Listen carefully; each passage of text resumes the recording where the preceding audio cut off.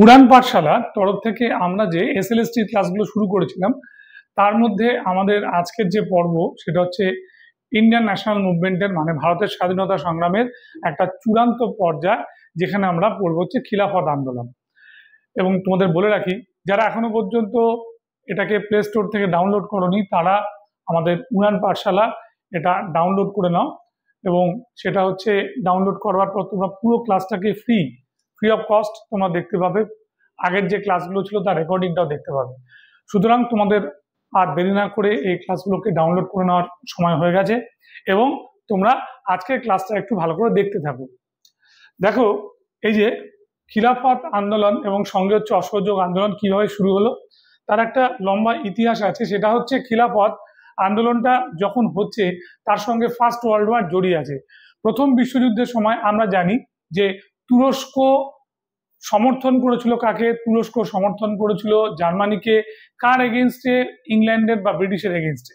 তাহলে ব্রিটিশের এগেনস্টে তোমার জার্মানকে যখন তুরস্ক সমর্থন করলো প্রথম বিশ্বযুদ্ধে, তখন দেখতে পেলাম আমরা যে একটা সময় উপস্থিত হলো, যে সময়টা হচ্ছে আমাদের ব্রিটিশরা তার প্রতিশোধ নিতে চাইলো। কারণ আমরা দেখতে পেলাম যে জার্মান প্রথম বিশ্বযুদ্ধে পরাস্ত হয়েছে, আর জার্মান প্রথম বিশ্বযুদ্ধে পরাস্ত হওয়া মানে তুরস্কেরও পরাজয়, কারণ তুরস্ক যেহেতু সমর্থন করেছিল।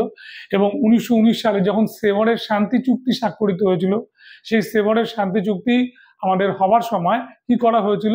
এই আমাদের বলা হয়েছিল যে তুরস্কে থাকে হচ্ছে আমাদের সমগ্র বিশ্বের মুসলিমদের যিনি আমাদের ধর্মগুরু খলিফা, তিনি থাকেন তুরস্কে। সেই খলিফার পদটাকে তুলে দেওয়া হবে, এবং সেই খলিফার পদ তুলে দেওয়ার ফলে যেটা হলো, তখন সমগ্র বিশ্বের মুসলিমরা এটা নিয়ে আবেদন করলো যে কেন খলিফার স্বীকৃতি চলে যাবে। এদিকে ব্রিটিশরা তখন কামাল পাশা বা কামাল আতাতুর্ক নামে একজনকে ঠিক করে রেখেছে, যাকে আমাদের রিপ্লেস করবেন কার জায়গায়? চতুর্থ মোহাম্মদ খলিফা, চতুর্থ মোহাম্মদের জায়গায়। এবং এটা যখন এই রিপ্লেসমেন্টের ব্যাপারটা এলো, তখনই আমাদের কি হলো? শুরু হয়ে গেল খিলাফত মুভমেন্ট বা খলিফাকে বাঁচানোর জন্য যে আন্দোলন। গান্ধীজি এই আন্দোলনটাকে সমর্থন করলেন, এবং গান্ধীজি এই সুযোগটাকেও কাজে লাগালেন। বললেন 1905 সালে যখন বঙ্গভঙ্গ আন্দোলন হয়েছিল, তখন মুসলিম লীগের মতো দল 1906 সালে তৈরি হয়েছিল একটা পৃথক একটা সাম্প্রদায়িক ভাবনা নিয়ে। সেখান থেকে আমরা এই সাম্প্রদায়িক ভাবনা ভুলে গিয়ে খলিফার আসনটাকে, খলিফার পদটাকে বাঁচানোর জন্য আমরা সারা বিশ্বের মুসলিম এবং ভারতীয় মুসলিমদেরও উদ্বুদ্ধ করব। এই নিয়ে শুরু হয়েছিল আমাদের খিলাফত আন্দোলন, এবং যেটা একটা সময় কিন্তু ব্যর্থতায় পর্যবসিত হয়। 1919 থেকে 1922 একটা পর্ব, আর একটা হচ্ছে 1922 থেকে 24 আরো একটা পর্ব। ঠিক আছে, তাহলে আমরা এখানে যা যা বলেছিলাম সবই আছে। এই যে আমাদের অটোম্যান তুর্কি, এই অটোম্যান তুর্কি সাম্রাজ্যের প্রধান, সমগ্র মুসলিম জগতের ধর্মগুরুকে আমরা খলিফা বলি, তাই তো? সেভারের চুক্তি যেটা 14 মে 1920, ঠিক আছে, আবার এটাকে 1919 অনেকে বলে। আচ্ছা, যাই হোক, এটা দেখে নেবে তোমরা একবার। তুরস্কের সার্বভৌমত্ব বজায় রাখা ও গদিচ্যুত খলিফাকে সমহিমায় ফিরিয়ে আনার জন্য আন্দোলনটা হয়েছিল। এবার দেখো, এইখানে একটা কথা মনে রাখবে যে বঙ্গভঙ্গ রদের সময় ওইখানে যে ঘটনাটা ঘটেছিল, উনি বলেছিলেন যে যাতে সাম্প্রদায়িক ব্যাপারটা না থাকে, তার জন্য আমাদের এখানে যারা দেওবন্দি লিডার ছিল, এবং আমাদের একই সঙ্গে যারা আহারার মুভমেন্টের লিডার হচ্ছে মৌলানা মোহাম্মদ আলী, মৌলানা শওকত আলী। এনাদের দুজনের কাছে গান্ধীজি আমাদের কি করেছিল? আমাদের অ্যাপ্রোচ করেছিল। এরা ছিল আব্দুল বাড়ি, মৌলানা আব্দুল বাড়ির শিষ্য। আঞ্জুমানি খোদাই কাবা এই সংগঠনটিকে বা পবিত্রতা রক্ষার দায়িত্ব দিয়েছিল, এবং মৌলানা ওয়েদুল্লাহ সিন্ধি দিল্লিতে গড়ে তোলেন নাজরাতুল মারিফ, তাই তো? এবং মুম্বাইয়ের যারা মুসলিম ব্যবসায়ী ছিল তারা কি করলো? তাদের সম্মান ও মর্যাদা রক্ষার্থে মজলিসি খিলাফ গড়ে তোলা হয়। ঠিক আছে, তাহলে এই আন্দোলনটা একটা অহিংসভাবেই এগোবে সেই চিন্তা ভাবনাই করা হয়েছিল। এবার যখন আমরা দেখতে পেলাম যে এরপর দেওবন্দি লিডার মৌলানা আবুল কালাম আজাদের কাছে যাওয়া হলো, তারপরে একে একে উর্দু কবি, উর্দু পোয়েট আমাদের মৌলানা হসরত মোহানি, তারপরে হাকিম আজমাল খান, তারপর হচ্ছে শওকত উসমানী, এরাও কিন্তু যোগ দিয়েছিল। ঠিক আছে, প্রথম সম্মেলনটা এখানে হয়েছিল 1919 খ্রিস্টাব্দে লখনৌ শহরে, সর্বভারতীয় মুসলিম সমাবেশ নিখিল ভারত খিলাফত কমিটি হয়েছিল এবং তারপর আমরা দেখেছিলাম এর প্রধান কার্যালয় হয়ে গেছিল মুম্বাই এবং বিভিন্ন প্রদেশে এর শাখা ছড়িয়ে পড়েছিল। 1919-এর 17ই অক্টোবর সারা ভারত জুড়ে খলিফার জন্য একটা প্রার্থনা দিবস বা খিলাফত দিবস পালন করা হয়েছিল।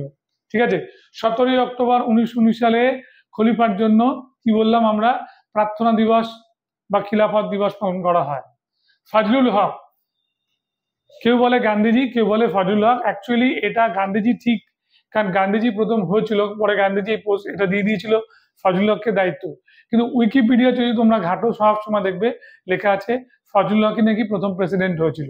আর যখন তোমরা এই কম্পিটিটিভ এক্সামের পরীক্ষা দেবে বা স্কুল সার্ভিসের পরীক্ষা দেবে, তখন দেখবে এই নামটা থাকেই না, ফজলুল হক থাকেই না, তখন গান্ধীজি অ্যান্সার করতে হয়, গান্ধীজি থাকে। 1919-এর 24শে নভেম্বর দিল্লিতে সর্বভারতীয় খিলাফত সম্মেলনের অধিবেশন বসে। ইংরেজদের বিজয় উৎসবের অংশগ্রহণ না করার এবং ইংরেজদের দ্রব্য বয়কট ও অসহযোগের সিদ্ধান্ত গ্রহণ করা হয়। বলছে যে ইংরেজরা যেহেতু 1919-এ প্রথম বিশ্বযুদ্ধে জিতে যাওয়ার উৎসব করতে যাচ্ছে, সেই উৎসবে সামিল হওয়ার কথা না বললেন, কারণ ইংরেজরা আমাদের শত্রু, তাই তো, তাই ইংরেজদের উৎসবে আমরা কোনোভাবে যোগদান করব না, এই কথাটাই বলা হয়েছিল। ইংরেজি সমস্ত বস্ত্র বা ইংরেজি দ্রব্য এগুলোকে বয়কট করার কথা হয়েছিল। বেশ, এবার খিলাফতিদের মূল দাবি তিনটে ছিল: খলিফার পার্থিব সাম্রাজ্য অটুট রাখা 1, 2 হচ্ছে আরব, সিরিয়া, প্যালেস্টাইন ও মেসোপটেমিয়ার উপর আধিপত্য বজায় রাখা, আর 3 হচ্ছে মুসলিমদের পবিত্র তীর্থক্ষেত্র মক্কা মদিনার উপরে একটা বিদেশি হস্তক্ষেপ নিষিদ্ধকরণ। ঠিক আছে, বিদেশি হস্তক্ষেপে নিষিদ্ধকরণ। মক্কা মদিনার উপরে যে বিদেশি বস্ত্রগুলো বা বিদেশি দ্রব্যগুলো ব্যবহার করা হচ্ছিল, সেগুলোকে ওরা বলে দিল যে না, আমরা বিদেশি দ্রব্য এখানে কোনোভাবেই বর্জন করব। এদিকে এই আন্দোলনের যখন এই জোয়ারটা এলো, তখন অনেকেই সমর্থন করলে রবীন্দ্রনাথ ঠাকুর এবং মোহাম্মদ আলী জিন্নাহ এটাকে সমর্থন করেনি। বললেন যে এই যে খলিফাকে বাঁচানো হচ্ছে, খলিফার স্বীকৃতির জন্য কাজ হচ্ছে, এটা ওয়ান কাইন্ড অফ একটা কি হলো, এটা হচ্ছে একটা সাম্প্রদায়িক কাজই হলো। তার জন্য জিন্নাহ বা রবীন্দ্রনাথ ঠাকুর এটাকে সমর্থন করেননি। এবার বলছে নিখিল ভারত খিলাফত কমিটি ব্রিটিশ বিরোধী আন্দোলনের জন্য কতগুলো কর্মসূচি নিল, যার মধ্যে সরকারি বেসামরিক পদে ইস্তফা দান করা, যেমন লয়াররা তাদের চাকরি ছেড়ে দিয়েছিল। সরকার প্রদত্ত উপাধি, যেটা ব্রিটিশ সরকার কেসিআই, সিআই, নাইট, এরকম যে নাইটহুড, এই যে উপাধিগুলো দিয়েছে, কাইজারিহীন যে উপাধি দিয়েছে, সেগুলোকে ছেড়ে দেওয়ার কথা বলা হবে। আচ্ছা, তারপরে অবৈতনিক কাজ বহাল করা, ঠিক, সরকার প্রদত্ত উপাধি ও অবৈতনিক কাজ বহন করা, এগুলোকে সব বহন করা হবে না, এগুলো বর্জন করা হবে, বর্জন করা। সমস্ত সরকারি খাজনাও বন্ধ করা হলো। পুলিশ ও সেনাবাহিনীর পদ থেকে ভারতীয়রা ইস্তফা দিতে শুরু করলো। নিখিল ভারত খিলাফত কমিটির সভাপতি গান্ধীজি অসহযোগ ও সত্যাগ্রহ আদর্শে খিলাফত আন্দোলনের পরিচালনার কথা ঘোষণা করেন। অহিংস ও অসহযোগের নীতি খিলাফত আন্দোলনের সঙ্গে যুক্ত হয়। মুসলিমরা গান্ধীজিকে সমর্থন করলেন, ঠিক কথা। এবার দেখো যে দিনটা 1 আগস্ট 1920, এই দিনটা হচ্ছে আমাদের সারা দেশব্যাপী হরতাল হলো, এবং তার চেয়ে বড় কথা হলো গান্ধীজি ওই দিনকে কাইজারিহীন গোল্ড মেডেল ছেড়ে দিল, ত্যাগ করলো। কিসের জন্য? খলিফার ইস্যুর জন্য। তাহলে গান্ধী কেন তার কাইজারিহীন গোল্ড মেডেল ছেড়েছিল? উত্তর হচ্ছে খিলাফত ইস্যুর জন্য, এটা মনে রাখতে হবে। এবার জাতীয় কংগ্রেসের কলকাতার অধিবেশন 1920 সালে সেপ্টেম্বর মাসে এই খিলাফত, ঠিক আছে, এই খিলাফত সমস্যাটিকে জাতীয় আন্দোলনের সঙ্গে যুক্ত করার প্রস্তাব দিলেন। এই ব্যাপারে গান্ধীজির পক্ষে 1886টা ভোট গেল, আর বিপক্ষে গেল 884টা ভোট, ঠিক। এবং গান্ধীজি সেই সময় পরিষ্কার বলে দিল যে 1 বছরের মধ্যে স্বরাজ অর্জন করব, ঠিক, 1 বছরের মধ্যে স্বরাজ অর্জন করব, যেটা আইন অমান্য আন্দোলনের মূল স্লোগান ছিল বা মূল তোমার লক্ষ্য ছিল। এবং এটাও মনে রাখবে যে যখন অসহযোগ আন্দোলন শুরু হলো, তখন তার নাম হয়ে গেল কংগ্রেস খিলাফত অসহযোগ আন্দোলন, কংগ্রেস খিলাফত অসহযোগ আন্দোলন, ঠিক আছে, মনে রাখবে। 1 বছরের মধ্যে স্বরাজ লাভ। 1919 সালে আমাদের ডিসেম্বরে জেল থেকে মুক্ত হলেন আবুল কালাম আজাদ, মোহাম্মদ আলী, শওকত আলী খিলাফত আন্দোলনে সামিল হলো, এবং এটা অনেক বেশি গতি পেল। সেই সময় আমরা এটা দেখলাম, হাকিম আজমল খাঁ, হসরত মোহানি, ডক্টর আনসারি, জাফর আলী খাঁ, এরাও এর মধ্যে তোমার সামিল হলো। তাহলে প্রথম পর্যায়ে মোহাম্মদ আলী, শওকত আলী, তারপরে আবুল কালাম আজাদ, তার উপরে হাকিম আজমাল খা, হাসরাত মোহানি, ডক্টর আনসারি মানে এম এ আনসারি আর জাফর আলী খা। বেশ, এই সময় গান্ধীজি ভারতের ঐক্যের জন্য কাজ করছেন না, তিনি ইসলামের মাৎসর্য তার আত্মমর্যাদার জন্য কাজ করছেন, এটা বললেন রবীন্দ্রনাথ ঠাকুর। ঠিক আছে, এটা রবীন্দ্রনাথ বললেন। জিন্নার কথা বলেছিলাম, জিন্না অপোজ করেছিল। 3টি পর্যায়ে সংগঠিত হয়েছিল। ঠিক আছে, 1918 থেকে ডিসেম্বর 1919। ঠিক আছে, লখনৌয়ের মুসলিম নেতাদের নিয়ে অনুষ্ঠিত হয়েছিল সর্বভারতীয় খিলাফত কমিটি। ঠিক আছে, 17ই অক্টোবর খিলাফত দিবস পালন করা হয়েছিল। এদিনকে বলা হয়েছিল বকরিদ উৎসবে গোহত্যা বন্ধের জন্য মুসলিমদের কাছে আবেদন জানান। মুম্বাই শহরে হরতাল পালিত হয়। ঠিক আছে, দ্বিতীয় পর্ব যেটা হলো মৌলানা মোহাম্মদ আলী শওকত আলী কারামুক্তি খিলাফত আন্দোলনকে গতিশীল করলো। 17ই মার্চ মৌলানা মোহাম্মদ আলীর নেতৃত্বে একটি ভারতীয় প্রতিনিধি দল ব্রিটিশ প্রধানমন্ত্রী লয়েড জর্জের সঙ্গে সাক্ষাৎ করেন। ঠিক আছে, কি নাম বললাম? Lloyd George. 1920-র 11ই মার্চ খিলাফত দাবি উপলক্ষে গান্ধীজির পরামর্শে হরতাল পালিত হলো। খিলাফত আন্দোলনে সাধারণ মুসলিমদের মধ্যে ছড়িয়ে পড়ল। সিন্ধু ও পাঞ্জাবে বহু সভা সমিতি অনুষ্ঠিত হলো। তৃতীয় পর্ব 1920-র মে মাস, তাই তো? সেভারের সন্ধি, ভারতীয় মুসলমানদের উপর নির্মম আঘাত।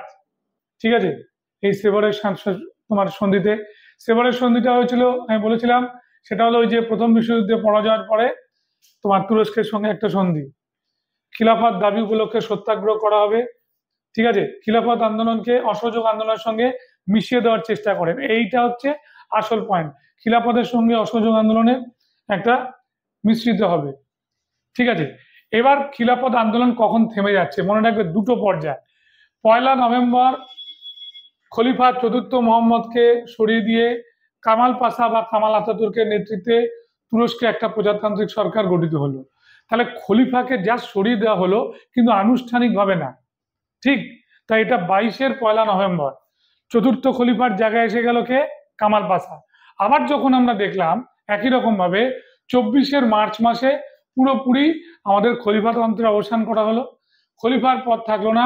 তখন কামাল পাশা, যিনি আমাদের বসলেন প্রাইম মিনিস্টার প্রেসিডেন্ট হয়ে, ঠিক আছে, রাষ্ট্রপতি হিসেবে তুরস্ককে একটা ধর্মনিরপেক্ষ রাষ্ট্র বলে ঘোষণা করলেন এবং ভারতে খিলাফত আন্দোলন উদ্দেশ্যহীন হয়ে পড়ল। এখানে আমি একটা কথা বলি, তোমরা ভালো করে বোঝার চেষ্টা করো। প্যান ইসলামীয় আন্দোলনের অঙ্গ কোনো একটা ধর্মের কোনো কিছু তোলা হলে সব সময় মনে রাখবে আর একটা ধর্মকে আঘাত করা হয়, এটা হচ্ছে একদম বাস্তব সত্য। ঠিক আছে, সেটা খ্রিস্টানদেরই হোক, সেটা হিন্দুদেরই হোক, সেটা শিখদেরই হোক, সেটা মুসলিমদেরই হোক। এবার দেখো লক্ষ্য করে, আগের যে খলিফা ছিল সে খলিফার সময় তো পুরো গোড়াতন্ত্র ছিল, মহিলারা হিজাব ছাড়া বেরোতে পারতো না, নাকাব ছাড়া বেরোতে পারতো না, এমনি তারা বেরোতে পারতো না, অনেক রকম সমস্যা ছিল তাদের। আর 2 নম্বর আর একটা কথা তোমরা মনে রাখবে, এই সময়তে আর একটা গন্ডগোল ছিল। সেই গন্ডগোলটা তোমার কি, এই সময় ভোটাধিকার, নারীদের ভোটাধিকার, লেখাপড়ার যে অধিকার, এগুলো কিছুই হয়নি।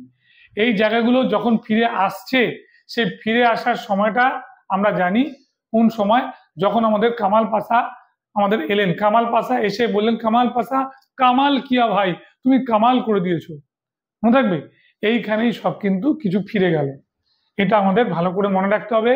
তখন প্রচুর তোমার নারীদের ভোটাধিকার, নারীদের পড়াশোনা করবার অধিকার, ঠিক আছে, শিক্ষা দীক্ষায় অনেক অনেক বেশি উন্নতি হলো। ঠিক আছে, এবং এটা একটা সত্যি কথা বলবো প্যান ইসলামীয় আন্দোলনের একটা অঙ্গ হয়ে গেল এবং এটা একটা অনেক বেশি উন্নতি হলো। এবার গুরুত্ব কি, ভারতীয় রাজনীতির খিলাফত আন্দোলনে যথেষ্ট গুরুত্বপূর্ণ ছিল। কি কি ক্ষেত্রে, যে এই পটভূমির উপর নির্ভর করে গান্ধীজি পরবর্তীকালে বৃহত্তম গণ আন্দোলন রূপ অসহযোগ আন্দোলনের সূচনা করেছিল। এই আন্দোলন শহরের শিক্ষিত মুসলিম যুব সম্প্রদায়কে গভীরভাবে প্রভাবিত করেছিল। ঠিক আছে, এবং জাতীয়তাবাদী আন্দোলনে সক্রিয়ভাবে অংশগ্রহণে উৎসাহিত করেছিল। এবং এই আন্দোলনের সময় কেরালায় মালাবার উপকূলে মোগলা মুসলিম কৃষকদের বিদ্রোহ সাম্প্রদায়িকতার রূপ লাভ করেছিল। এটা 1921 সালে হয়েছিল।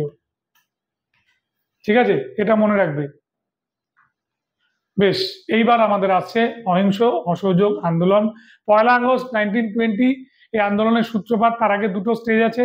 একটা হচ্ছে আমাদের জাতীয় কংগ্রেসের কলকাতা অধিবেশনে এটা প্রথম তোলা হয়েছিল, লালা লাজপত রায় প্রেসিডেন্ট ছিলেন, তিনি এটাকে কিন্তু তোমার অ্যাকসেপ্ট করেছিলেন, যেটা উত্থাপিত হয়েছিল সেটাকে উনি গ্রহণ করেছিলেন। পরেরটাতে যখন আমরা 1920 সালে যাচ্ছি, তখন আমরা দেখতে পাচ্ছি যে আমাদের চিত্তরঞ্জন দাস এই অসহযোগ আন্দোলনের ড্রাফট লিখেছেন, খসড়া প্রস্তুত করেছেন এবং এটাকে সমর্থনযোগ্য হয়।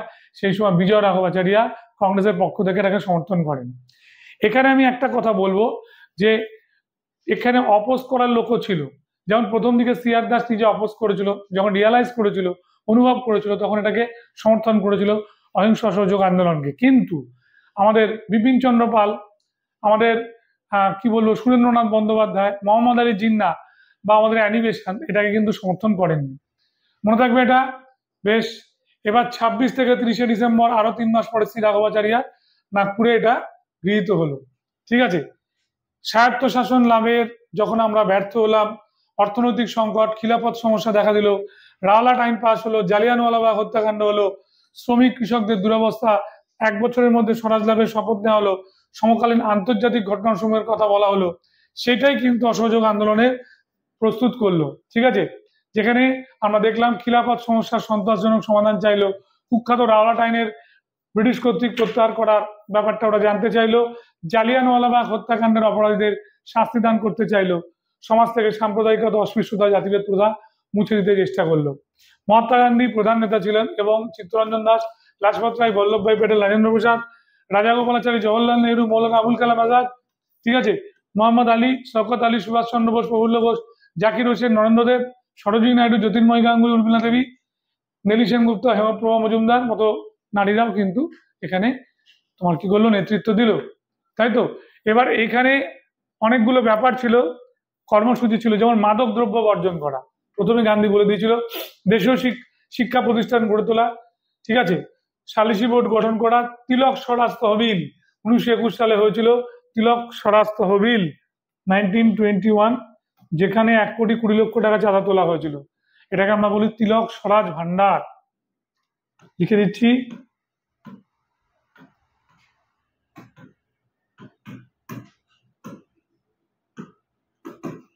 ঠিক আছে, মনে থাকবে এটা। 20 লক্ষ চরকা বিতরণ করা হয়েছিল, খাদির প্রচলন, অস্পৃশ্যতা দূর করার কথা বলা হয়েছিল। এবং এইখানে আমরা যেটা দেখলাম, নেতিবাচক কর্মসূচির মধ্যে সরকারি পদ বর্জন করা, সরকারি অনুষ্ঠান বর্জন করা, রাজকীয় খেতাব ও সম্মানজনক উপাধি বর্জন করা। ঠিক তো। ঠিক যেমন আমরা দেখেছিলাম কোথায়, এই খিলাফতের সময় সরকারি চাকরি বর্জন করা, কেন্দ্রীয় ও প্রাদেশিক আইনসভা, আদালতটাকে বর্জন করার কথা তোলা হয়েছিল। এবার এখানে প্রচুর মহিলারা, ঠিক আছে, অংশগ্রহণ করেছিল, গ্রামাঞ্চলে প্রসার লাভ করেছিল, জাতি ধর্ম বর্ণ নির্বিশেষে সমাজের সর্বস্তরের মানুষ অংশগ্রহণ করেছিল। বিশেষ করে কৃষক, শ্রমিক, মহিলাদের কথা বলতে হয়, ছাত্রদের কথা বলতে হয়। প্রসার, এটা কলকারখানা ত্যাগ করে অনেক আমাদের আইন আদালত, স্কুল কলেজ ছেড়ে দিয়েছিল, ব্যারিস্টারি ছেড়ে দিয়েছিল। ঠিক আছে। 1,20,00,000 টাকা তিলকের স্বরাজে যখন তোলা হয়েছিল 21 সালে,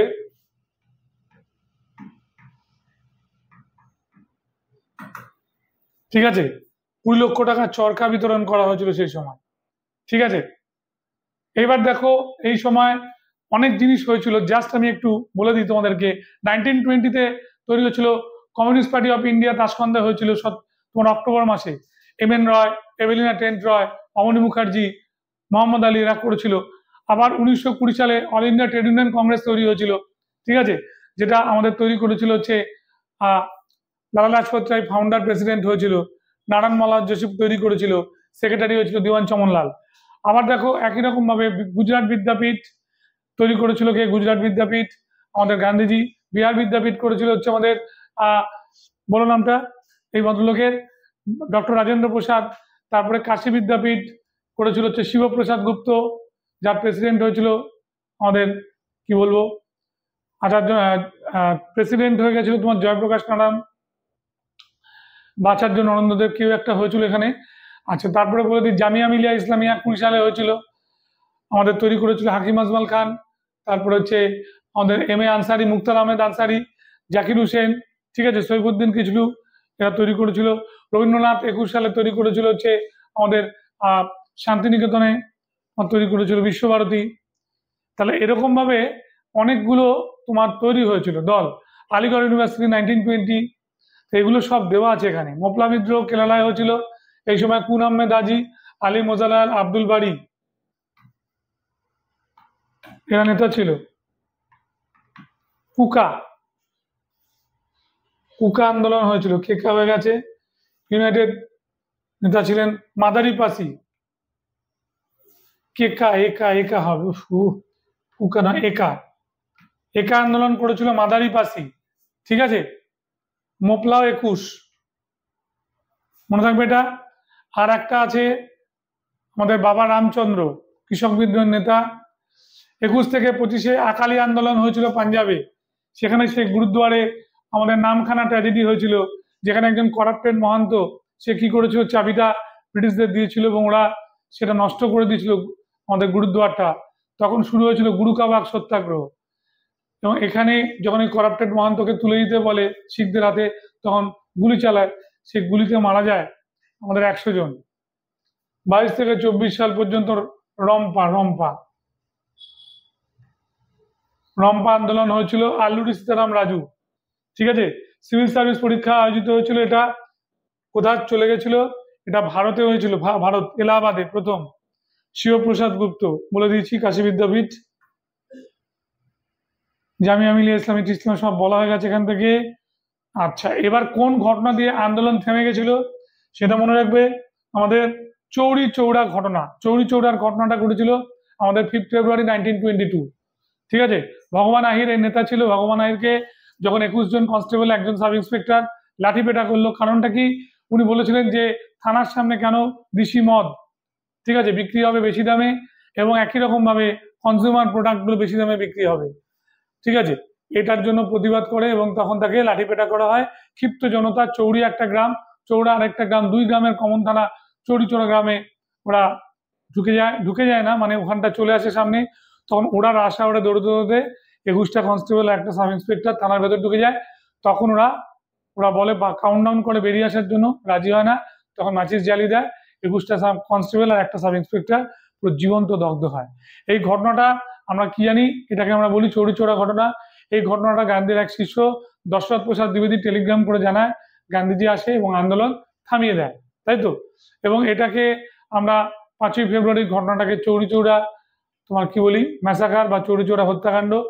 এবং বলে দিই যে এরপরে 11ই ফেব্রুয়ারি বা 12ই ফেব্রুয়ারিতে গান্ধীজি আন্দোলন পুরোপুরি স্টপ করে দেয়। ঠিক আছে, মনে থাকবে, ভগবান আহির। আচ্ছা, এবার দেখো এইখানে অনেক কিছুই হয়। আমাদের মে দিবস পালন করে সিঙ্গার ভ্যালু চেট্টিয়ার মাদ্রাসে করে, মানবেন্দ্রনাথ রায় বার্লিন থেকে পাশ করে ভ্যানগার্ড, আবার দ্য সোশ্যালিস্ট বার করেছে এসে ডাঙ্গে। ঠিক আছে, সোশ্যালিস্ট বার করে ডাঙ্গে। বিট্টল ভাই প্যাটেল লেজিসলেটিভ অ্যাসেম্বলিতে যোগ দেয় 23 সালে, আর 25 সালে স্পিকার হয়। ঠিক আছে, বর্ষাত সত্যাগ্রহ শুরু হয়, বল্লভ ভাই প্যাটেল করে। 23-এ আমাদের এই আন্দোলনটা হয়েছিল নাগপুর সত্যাগ্রহ বা ঝান্ডা সত্যাগ্রহ করেছিল বল্লভ ভাই প্যাটেল। ঠিক আছে, সোশ্যালিস্ট ডাঙ্গে, বর্ষাত সত্যাগ্রহ বলে দিলাম। আচ্ছা, আন্দোলন দমনের নামে ব্যাপকভাবে কারাদণ্ড শুরু হয়েছিল, 25,000 স্বেচ্ছাসেবীকে কারাবরণ করতে হয়। তখন জেল এমন একটা জায়গায় পরিণত হয়েছিল, সিআর দাস যখন গ্রেপ্তার, তখন সিআর দাস বলেছিল সমগ্র ভারতবর্ষতে একটা জেলখানা। কি বা পার্থক্য হয় জেলের বাইরে থাকা আর ভেতরে থাকা, উনি বলেছিলেন। ঠিক আছে, সারা ভারতে আজ বিশাল কারাগার। বেশ, এইবারে আমরা এখান থেকে আন্দোলন প্রত্যাহারের ব্যাপারটা বলে দিলাম। ঠিক আছে, চৌরি চৌড়ার ঘটনা। ঠিক আছে, এবং এই আন্দোলন থামিয়ে দেওয়ার জন্য ভীষণ সমালোচিত হয়েছিল গান্ধীজি। মোহাম্মদ আলী বলেছিল হচ্ছে আত্মসমর্পণের নামান্তর। ঠিক আছে, মতিলাল নেহরু বলেছিল একটি স্থানের একদল জনতার পাপের জন্য গান্ধীজি গোটা দেশবাসীকে শাস্তি দিলেন। সুভাষচন্দ্র বলেছিল গান্ধীজির সিদ্ধান্ত একটি পর্বত প্রমাণ ভুল। রজনীকান্ত দত্ত বলেছিল যুদ্ধ শেষ, সমগ্র অভিযান শেষ হয়ে গেল। বাস্তবে পর্বত একটা মুশিদ প্রসব করলো। ঠিক আছে, এইবারে আমরা যেটা দেখলাম, গান্ধীজির জেল হয়ে গেল মার্চ মাসে, 6 বছরের জন্য কারাদণ্ডে দণ্ডিত হলো। ঠিক আছে, অসহযোগ আন্দোলনে মুসলিমদের মধ্যে নেতৃত্ব দিয়েছিল মৌলানা মোহাম্মদ আলী শওকত আলী। ঠিক আছে, বেশ, এবার কমরেড আল হিলাল মোহাম্মদ আলীর কমরেড।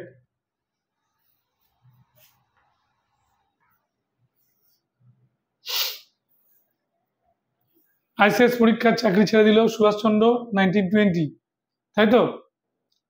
টি প্রকাশম, রাজেন্দ্র প্রসাদ, এরা আন্দোলনে অনেক কিছু ত্যাগ করে ঝাঁপিয়ে পড়েছিল। বাবা রামচন্দ্র, তাই তো, বাবা জানকী দাস, রাম অবতার, স্বামী বিদ্যানন্দ। বাবা রামচন্দ্র এর মধ্যে হারদইতে কৃষক আন্দোলন করেছিল, ঠিক আছে, হয়ে গেল। এবার কেরালার মালাবার উপকূলে মোপলা বিদ্রোহ বলেছিলাম। ইংল্যান্ডের যুবরাজ প্রিন্স অফ ওয়েলস যখন আসে তখন ব্ল্যাক ফ্ল্যাগ দেখিয়েছিল বাসন্তী দেবী, এই জন্য জেলে চলে যায় উনি, ঠিক আছে। এনজি রঙ্গ রায়ত সমিতি তৈরি করে, ঠিক আছে, এটা মনে রাখবে। স্বামী বিশ্বানন্দ আর দর্শনানন্দ রানীগঞ্জ ঝরিয়াতে কলাখনি অঞ্চলে আন্দোলন করেছিল। যতীন্দ্রমোহন সেনগুপ্ত আসামে নেতৃত্ব দিয়েছিল। মনে রাখবে সিআর দাসের 3 শিষ্য, যতীন্দ্রমোহন সেনগুপ্ত আমাদের চট্টগ্রামে, সুভাষচন্দ্র হচ্ছে কলকাতায়, আর হচ্ছে আমাদের বীরেন্দ্রনাথ শাসমল মেদিনীপুরে নেতৃত্ব দিয়েছিল। সত্যাগ্রহ আন্দোলন করেন, চা বাগানের শ্রমিকরা ধর্মঘট পালন করেন, ঠিক আছে। আচ্ছা, পট্টবী সীতারামাইয়া এই আন্দোলনে যোগ দিয়েছিল। মালপল্লী লিখেছিল লক্ষ্মীনারায়ণ এই সময়, ঠিক আছে। ঐক্যবদ্ধ জনশক্তি, অটুট সংঘ শক্তি না থাকার জন্য এটা ব্যর্থ হয়েছিল। আচ্ছা, মধ্যবিত্ত শ্রেণী আন্দোলনে উদাসীন ছিল। অর্থ গঠনমূলক পরিকল্পনা একটা অভাব ছিল। আর তীব্র দমননীতি ছিল লর্ড রিডিং, আর একটা একক নেতৃত্বের দুর্বলতা ছিল, ঠিক আছে। সাফল্যটা এসেছিল খাদি ও দেশীয় শিল্পের প্রসার হয়েছিল এবং স্বাধীনতার আকাঙ্ক্ষাটা অনেক বেড়েছিল। দারিদ্র্য, অস্পৃশ্যতা, মদ্যপান প্রভৃতির বিরুদ্ধে, সামাজিক ব্যাধিগুলোর বিরুদ্ধে জনগণ সচেতন হয়েছিল। আর এটা বলতে পারো গান্ধীজির সর্বব্যাপী এবং সুসংঘবদ্ধ একটা আন্দোলন ছিল, ঠিক আছে।